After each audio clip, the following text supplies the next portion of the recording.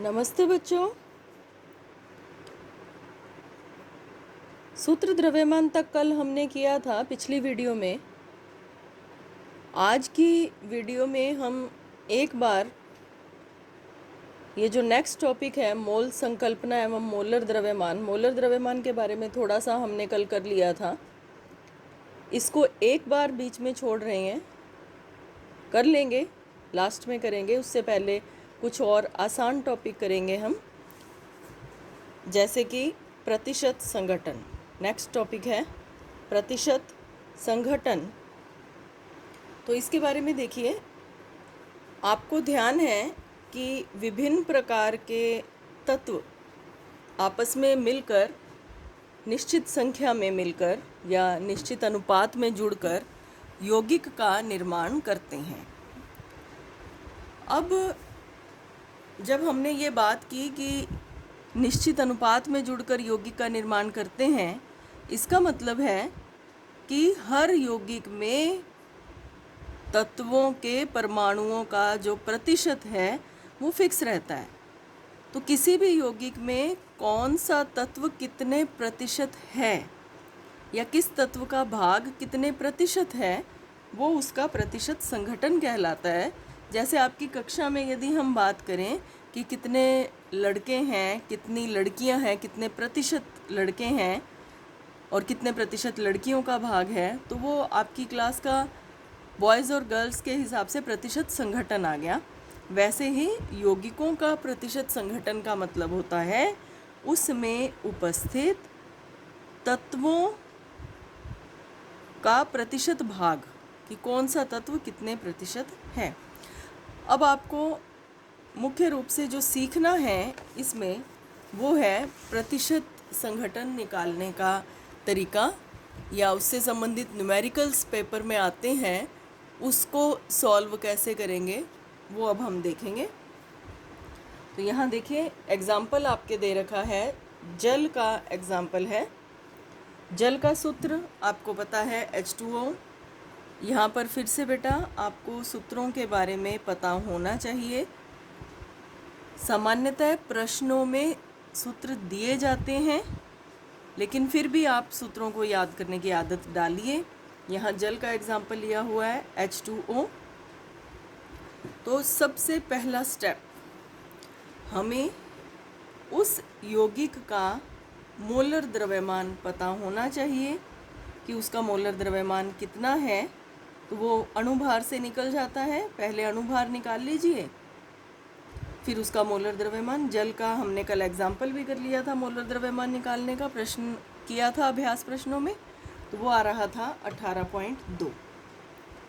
अब जल में दो प्रकार के तत्व हैं, एक हाइड्रोजन और एक ऑक्सीजन। तो हाइड्रोजन का प्रतिशत कितना होगा, जितना हाइड्रोजन उसके अंदर है टोटल, जैसे 2 हाइड्रोजन है उनका टोटल भार बटा जल का कुल भार गुणा 100। ऐसे ही ऑक्सीजन, जितनी ऑक्सीजन उसमें प्रेजेंट है बट उसका भार बटा जल का भार गुणा 100। तो ये आ गया 11.18% और ये आ गया 88.79%। एक बात आप सभी बच्चे अच्छे से याद कर लें कि जब भी आप किसी भी यौगिक का प्रतिशत संघटन याद करेंगे, ज्ञात करेंगे, तो उन सभी के प्रतिशत संघटनों को जोड़कर देखिए, वो लगभग 100 ही आएगा। 0.1% कम या ज़्यादा हो सकता है, इससे ज़्यादा का डिफरेंस नहीं आता। तो ये चेक हो जाता है कि प्रतिशत संघटन आपने सही निकाला या नहीं निकाला। अब एक और एग्जाम्पल इसमें दे रखा है, एथेनॉल C2H5OH।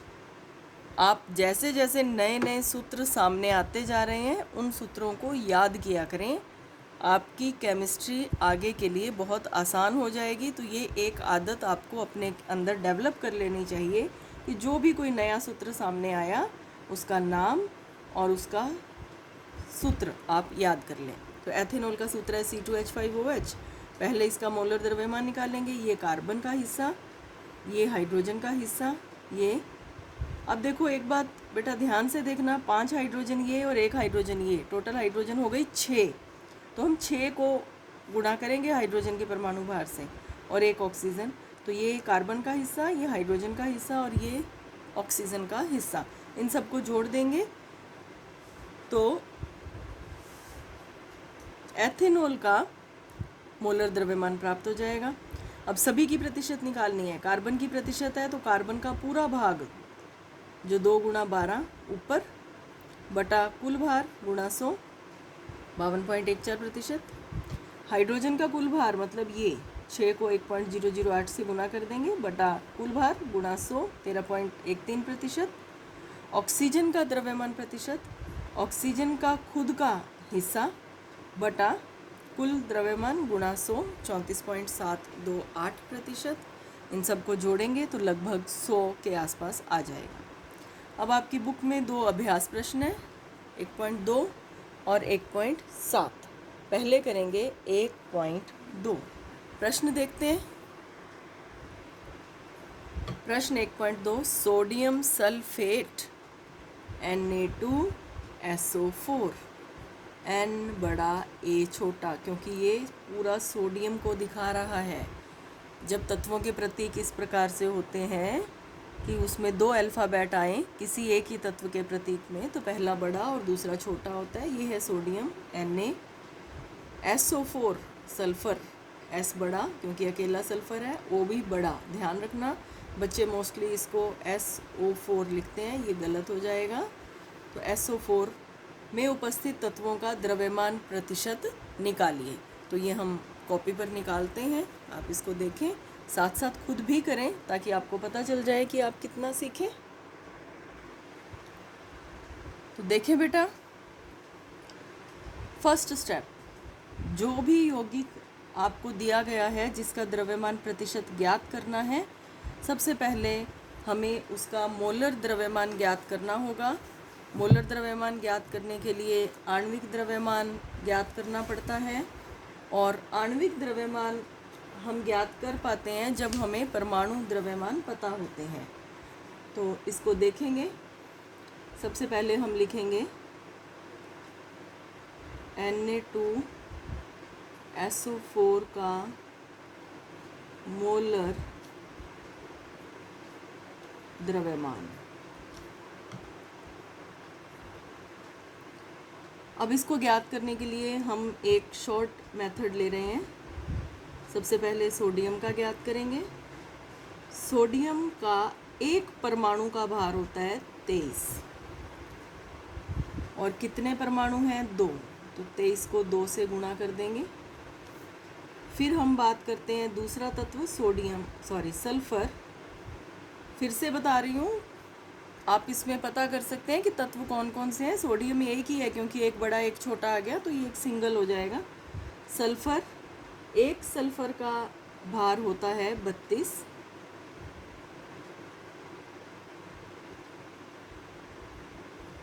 इसको 1 से गुणा करेंगे।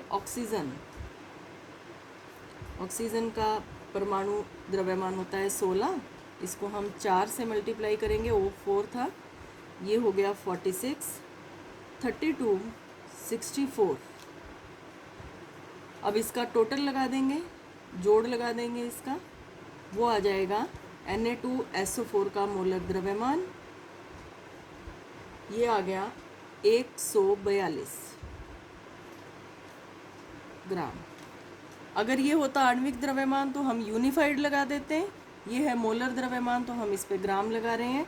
तो ये आ गया Na2SO4 का मोलर द्रव्यमान। अब हमें सभी तत्वों की अलग अलग प्रतिशत मात्रा ज्ञात करनी है। तो इसमें फर्स्ट अपन लिखेंगे सोडियम का द्रव्यमान प्रतिशत।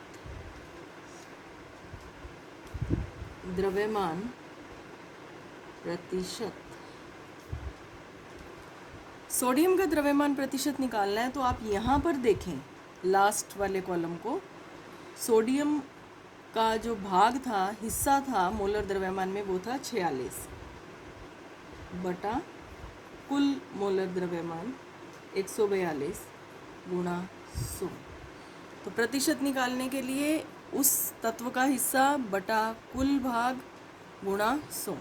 और अगर हम इसको हल करेंगे तो ये आ जाएगा 32.39%। ये हो गया सोडियम का।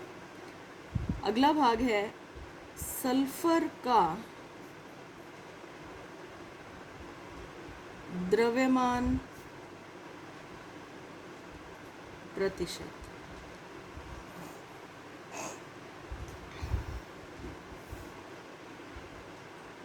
सल्फर का भाग 32 बटा कुल मोलर द्रव्यमान 142 गुणा 100, ये आ गया 22.54%।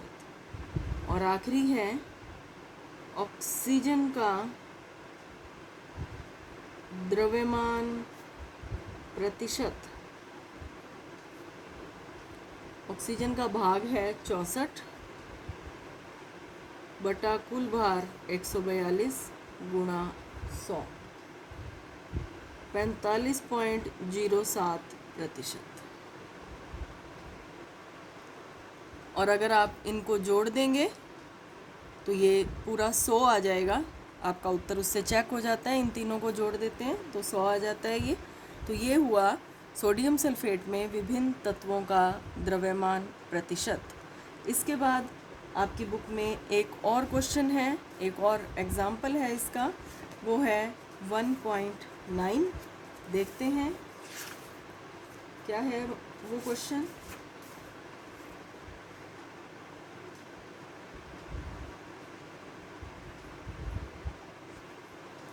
वन 1.9 नहीं है, ये है 1.7। क्वेश्चन देखिए 1.7, 100 ग्राम कॉपर सल्फेट। देखिए सूत्र दे रखा है, मैंने आपको बोला था घबराने की ज़रूरत नहीं है। मोस्टली सूत्र दे रखे होते हैं, फिर भी आपको याद करने की आदत डालनी चाहिए। तो 100 ग्राम कॉपर सल्फेट CuSO4 में कितना कॉपर प्राप्त किया जा सकता है? तो जितना इसमें कॉपर का प्रतिशत होता है उतना ही प्राप्त किया जाता है। अब आप इसको देखिए और करने की कोशिश करते हैं हम इसे। 100 ग्राम कॉपर सल्फेट से कितना कॉपर प्राप्त किया जा सकता है? फर्स्ट स्टेप वही रहेगा। पहले हमें निकालना है कॉपर सल्फेट का मोलर द्रव्यमान। बार बार इसको कर रहे हैं, आपकी अच्छी प्रैक्टिस हो रही है। पहला तत्व है कॉपर, ध्यान दें C बड़ा U छोटा, तो ये एक ही तत्व रहेगा कॉपर। एक कॉपर का परमाणु द्रव्यमान होता है 63.5। कॉपर सिर्फ एक है, मल्टीप्लाई 1। फिर है सल्फर। सल्फर का परमाणु द्रव्यमान अभी अभी हमने पीछे पढ़ा 32 होता है। इसका भी केवल एक ही परमाणु है, इसके पाव में कुछ नहीं है। ऑक्सीजन का परमाणु द्रव्यमान हमने पढ़ा, ये होता है 16। इसके पाव में 4 हैं तो इसको 4 से मल्टीप्लाई कर देंगे। 63.5, 32.0 और 64.0, इन सबको जोड़ देंगे तो ये आ जाएगा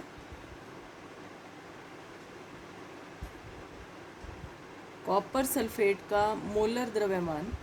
अब मोलर द्रव्यमान होता है ग्राम में, ये आ गया कॉपर सल्फेट का मोलर द्रव्यमान। अब बिल्कुल जैसे आप गणित के सिंपल सवाल छोटी कक्षाओं में कर रहे थे उसी प्रकार से हल करेंगे। हम यहाँ पर लिखेंगे 159.5 ग्राम कॉपर सल्फेट से प्राप्त कॉपर। इसका मतलब क्या है कि अगर हम 159.5 ग्राम कॉपर सल्फेट को तोड़ेंगे तो इतने ग्राम 63.5 ग्राम कॉपर प्राप्त होगा। 63.5 ग्राम। यदि 1 ग्राम कॉपर सल्फेट है तो उससे प्राप्त कॉपर हो जाएगा 63.5 भाग 159.5 ग्राम। और हमें प्रश्न में कितना दिया गया है? 100 ग्राम। 100 ग्राम कॉपर सल्फेट से प्राप्त कॉपर, ये देखिए यहाँ पर लिख लेते हैं 63.5 बटा 159.5 गुणा 100। और अगर हम इसको हल करते हैं, हल करने में देख लीजिए, इसमें भी दशमलव के बाद एक अंक है, इसमें भी दशमलव के बाद एक अंक है, तो दशमलव कैंसिल हो जाएंगे। बाकी जब हम इसको गुणा भाग करके हल करते हैं तो उत्तर आता है 39.81 ग्राम। तो इस प्रकार से प्रतिशत संघटन ज्ञात किया जा सकता है। आप विभिन्न यौगिक के उदाहरण लें और उनमें अलग अलग तत्वों का प्रतिशत संघटन ज्ञात करें। मैं आपको कुछ यौगिक बता देती हूँ। अगर आप प्रैक्टिस करना चाहते हैं तो आप उन यौगिकों का प्रतिशत संघटन ज्ञात करें, और अगर उसको चेक करना चाहते हैं तो आप उनके खाली उत्तर लिख करके आप मुझे व्हाट्सएप कर देना। मैं बता दूंगी कि वो सही थे या गलत थे। आपकी प्रैक्टिस के लिए आपकी इच्छा पर है, आप यहाँ पर कर सकते हैं। नंबर 1 यौगिक है कैल्शियम कार्बोनेट CaCO3। अब यहाँ पर आपको परमाणु द्रव्यमान चाहिए होंगे, तो ये आप खुद ढूंढना। आपको 9th की बुक में मिलेंगे परमाणु द्रव्यमान। आपको अपनी बुक में भी पीछे के चैप्टर्स में लगभग आप देख सकते हैं, 4थे-5वें चैप्टर में शायद आपको ये कुछ परमाणु द्रव्यमान मिल जाएंगे। लेकिन 9th की बुक में काफ़ी अच्छे से दे रखा है। नहीं तो आप सभी बच्चे नेट चलाते हैं, इंटरनेट का प्रयोग करते हैं, गूगल पर काम करते हैं, तो वहाँ पर भी आप अगर डाल देंगे कि कैल्शियम का परमाणु द्रव्यमान या एटॉमिक मास ऑफ कैल्शियम, तो आपके सामने उसका उत्तर आ जाएगा।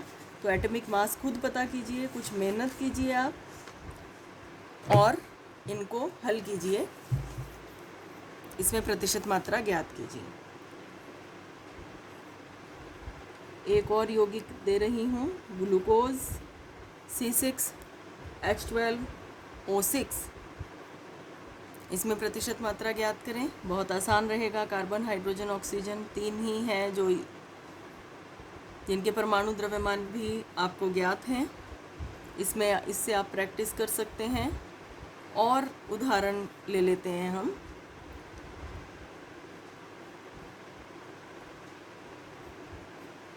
सोडियम हाइड्रोक्साइड, 3 तत्व हैं Na, O और H। इसमें आप तीनों तत्वों का प्रतिशत, रासायनिक संघटन प्रतिशत ज्ञात कर सकते हैं, द्रव्यमान प्रतिशत ज्ञात कर सकते हैं। तो इस प्रकार से इन तीनों पर आप प्रैक्टिस कीजिए। स्टेप फिर से देख लीजिए। सबसे पहले सूत्र लिखना, फिर उसका मोलर द्रव्यमान ज्ञात करना, फिर उसका भाग बटा कुल भार गुणा 100 कर देना, प्रतिशत आ जाएगा। रफ कॉपी पर सभी प्रतिशत को जोड़ कर देखना, 100 के आसपास आ रहा है तो आपका उत्तर सही है। इसकी आप प्रैक्टिस करें, बाकी हम नेक्स्ट वीडियो में करेंगे। Thank you.